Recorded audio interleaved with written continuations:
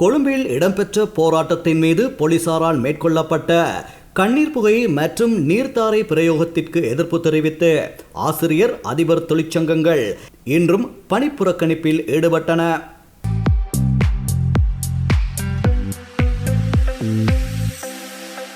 ஆசிரியர் அதிபர்கள் சுகையின விடுமுறையை அறிவித்து நேற்று பணி பகிஷ்கரிப்பில் ஈடுபட்டதால் நாடளாவிய ரீதியில் பல பாடசாலைகளில் கற்கைகள் இடைநிறுத்தப்பட்டன.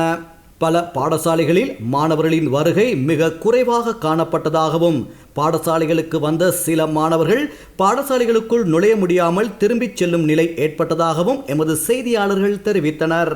எவ்வாறாயினும் அனைத்து அரச பாடசாலைகளும் இன்று வழமை போன்று நடைபெறும் என கல்வி அமைச்சு விடுத்துள்ள அறிக்கையில் தெரிவிக்கப்பட்டிருந்தது. எனினும் சுகையின விடுமுறையை அறிவித்து ஆசிரியர் அதிபர் சங்கங்கள் இன்றும் நாடளாவிய ரீதியில் பணி புறக்கணிப்பில் ஈடுபட்டதால் கல்வி நடவடிக்கைகள் பாதிக்கப்பட்டன. இதேவேளை இன்று ஆரம்பமாகவிருந்த கல்வி பொதுத்தராதர சாதாரணதர பரீட்சையின் 2ஆம் கட்ட மதிப்பீடு தவிர்க்க முடியாத காரணத்தினால் மேற்கொள்ளப்படாது என பரீட்சைகள் ஆணையாளர் அமித் ஜெயசுந்தர தெரிவித்துள்ளார். இதன்படி 2ஆம் கட்ட மதிப்பீடு நடவடிக்கைகள் நாளை முதல் ஆரம்பமாக உள்ளதாக பரீட்சைகள் ஆணையாளர் அறிவிப்பொன்றை வெளியிட்டு தெரிவித்துள்ளார்.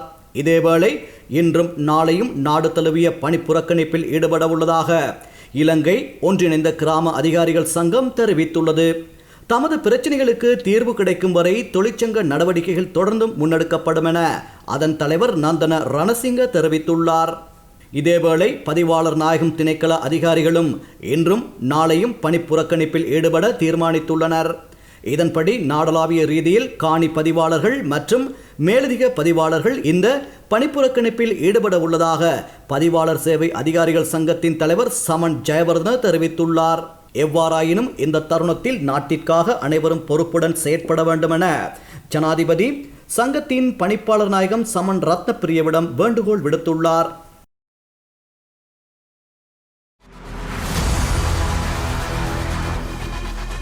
இலங்கையின் முதல் நிலை முதற்கர செய்தி வழங்குனர் வீரகேசரியின் குறுந்தகவல் செய்திகளை உடனுக்குடன் தமிழில் பெற்றுக்கொள்ள டயலாக் வலையமைப்பிலிருந்து REG இடைவெளி வீக்கி என்று பதிவிட்டு 87 960 என்ற எண்ணுக்கு குறுஞ்செய்தி ஒன்றை அனுப்புங்கள்.